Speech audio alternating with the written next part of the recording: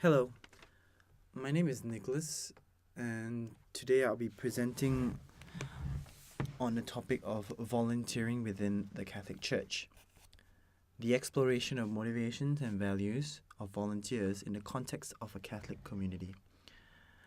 The context that I'm talking about is a Catholic Church of St. Anthony in the suburb of Glenhuntly. We'll be looking at the structure and hierarchy of the church organization, as well as looking at the values and motivations behind volunteering for this community.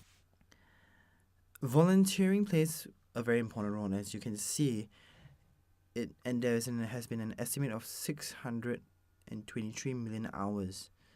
That's equivalent to 317,200 full-time jobs, which accounts for 44%, and also accounts for 4% of the total GDP in Australia. 1/3 of all volunteers are actively contributing their time in religious organizations. So that's basically taking up 1/3. 1/3 of all volunteers are within religious organizations. At St. Anthony's Catholic Church, there is a congregation of about 1,000 people who attend Mass weekly. And these 1,000 people are spread across 4 masses each weekend. Within the church, there are many different groups who contribute and volunteer.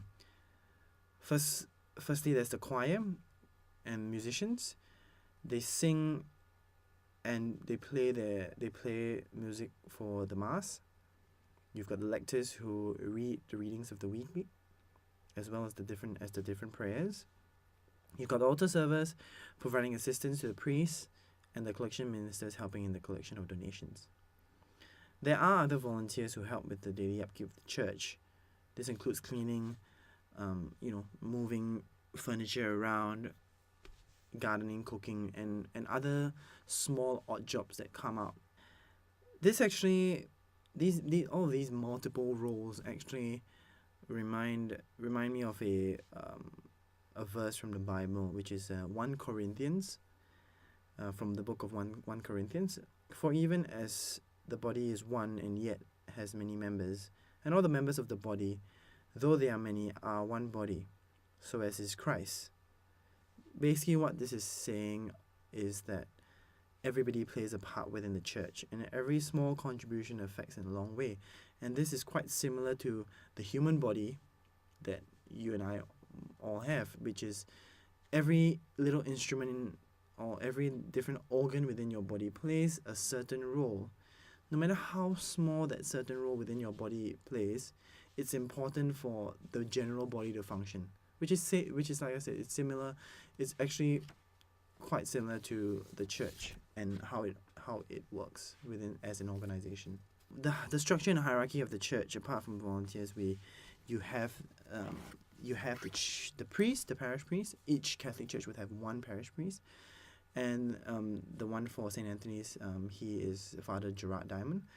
He's basically like the top dog in charge of everything. His role would be very similar to a CEO of a company, except for his main goal is not, concerned with profit margins, instead it is about maintaining and expanding the general reach of the church. Both in numbers as well as in spirituality.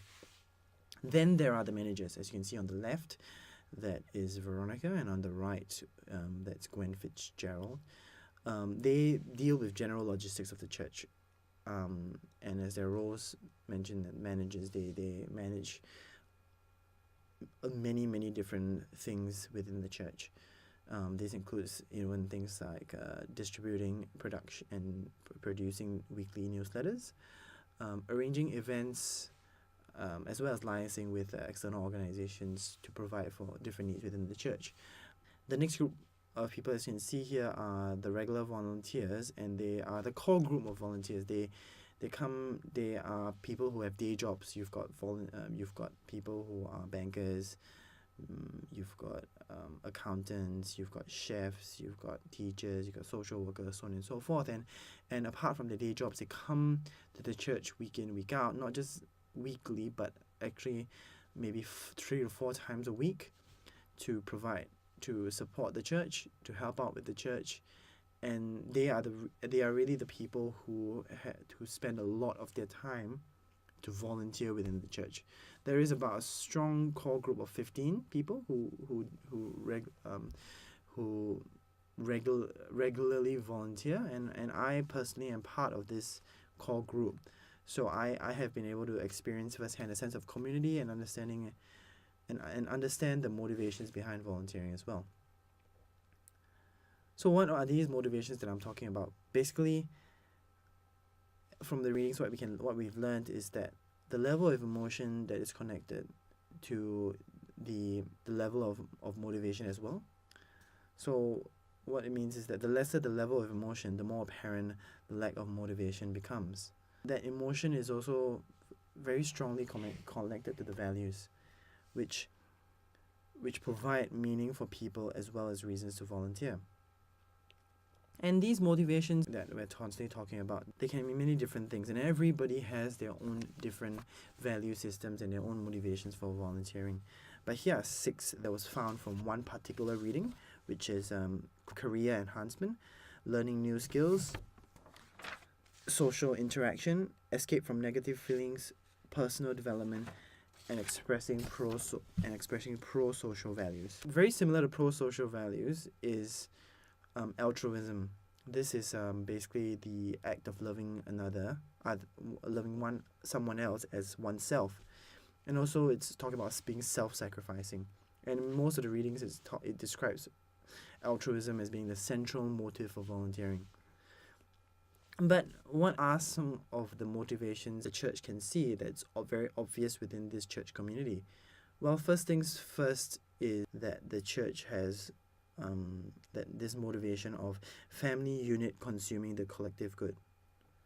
So what this means, one example would be many parents would participate within the different activities and events to provide support for their children.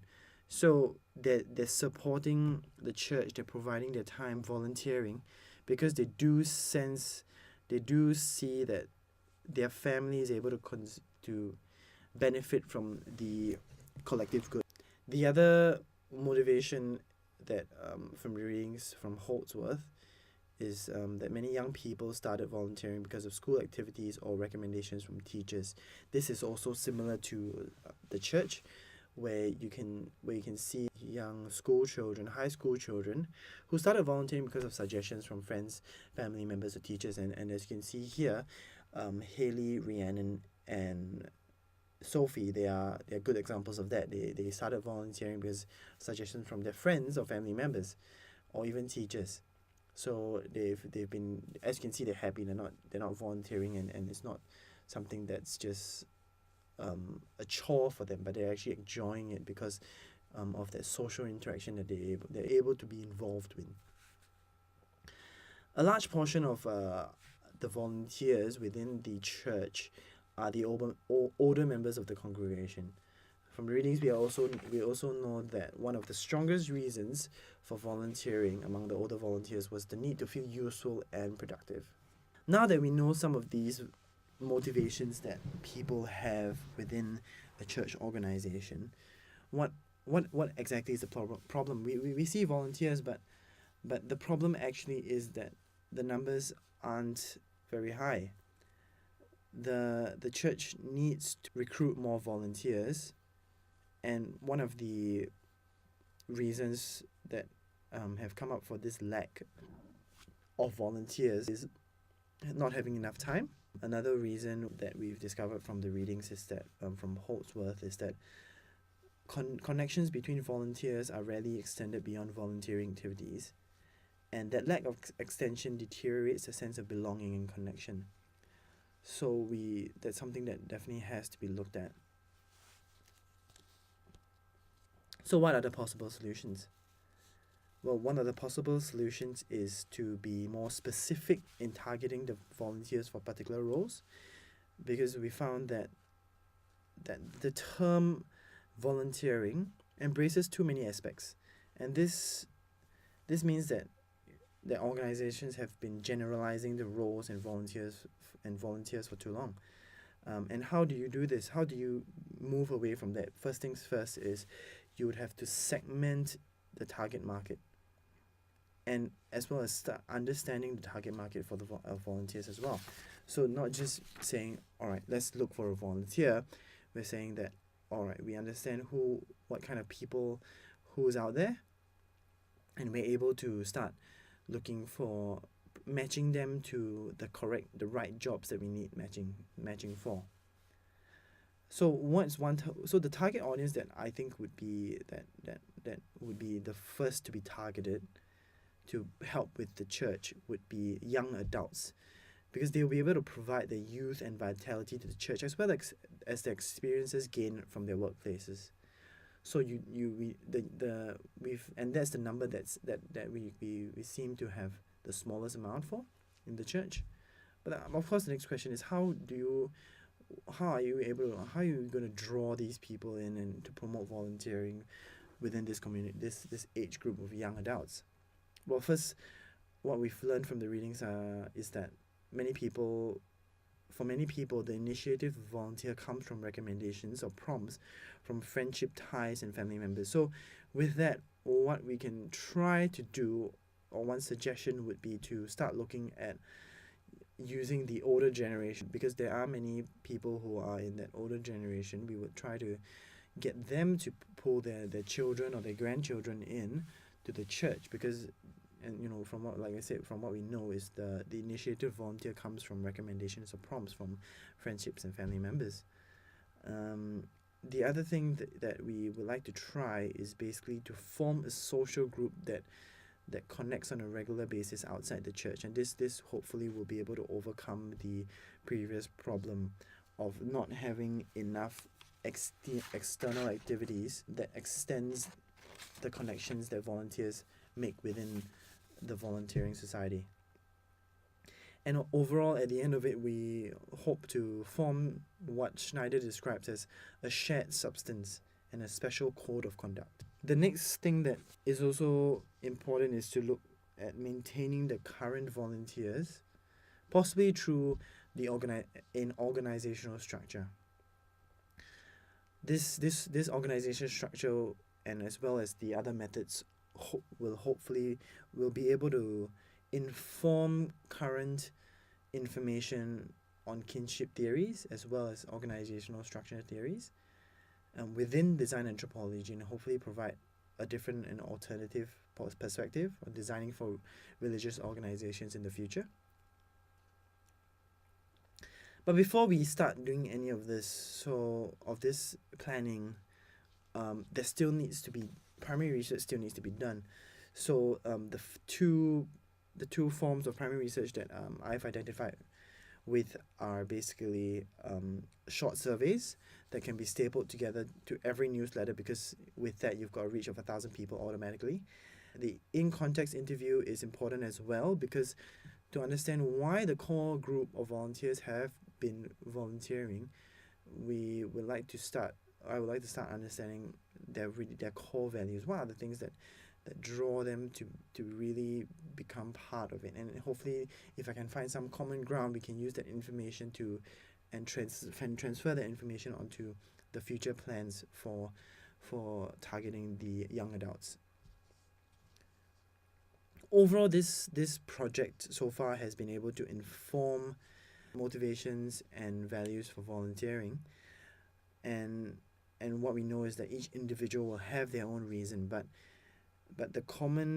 one of the more common motivations is altruism, as well as family members, as well as a strong sense of social integration that plays a very big part within this organization. So thank you very much for listening, and I'll hear from you soon. Thank you, and see you soon. Cheers.